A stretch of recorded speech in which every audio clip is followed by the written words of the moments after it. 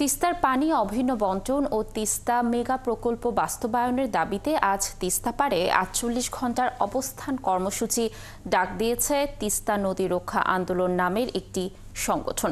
বিকেলে এর আয়োজন হলেও সকাল থেকেই প্রস্তুতি শুরু করেছেন সংশ্লিষ্টরা।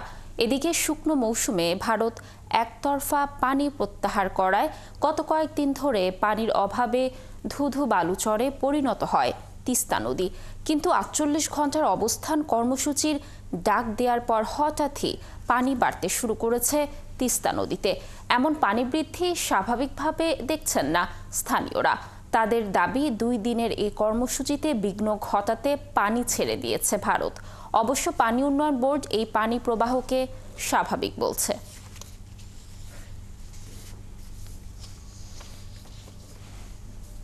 দর্শক, তিস্তা মেগা প্রকল্প আন্দোলনের আরো তথ্য জানবো। আমাদের সাথে রংপুর থেকে যুক্ত হবেন সহকর্মী শাহবায়েজিদ আহমেদ।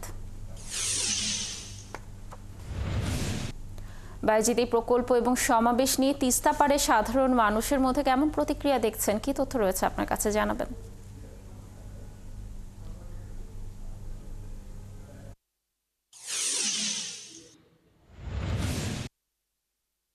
লাবণী, ৪৮ ঘন্টার যে কর্মসূচি দিয়েছে সেই কর্মসূচিকে ঘিরে ইতিমধ্যেই উচ্ছ্বাস এবং আনন্দের ঢেউ খেলে যাচ্ছে নদী অববাহিকায় তিস্তা পাড়ের।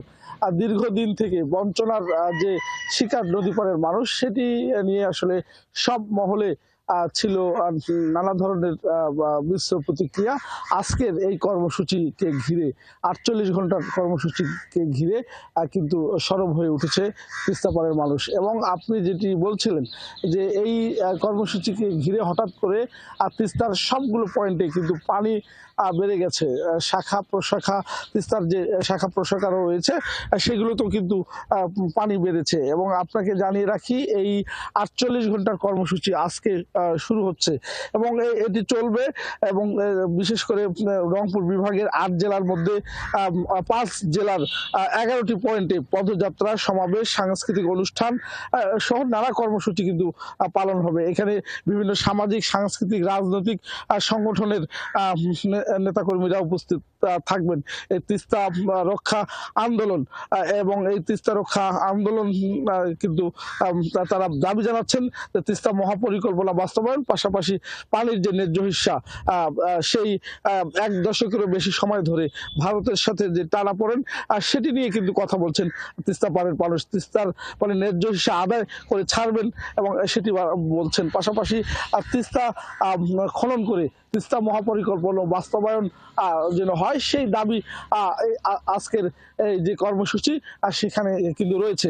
এবং বিএনপির কেন্দ্রীয় নেতারা উপস্থিত হবেন।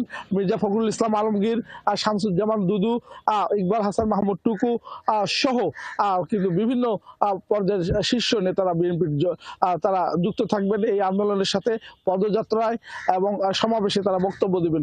পাশাপাশি জানেন যে গণসংহতির জুনায়েদ সাকি, প্রধান সমন্বয়কারী, তিনিও উপস্থিত থাকবেন। জাতীয় পার্টির একাংশের সভাপতি তিনি থাকবেন।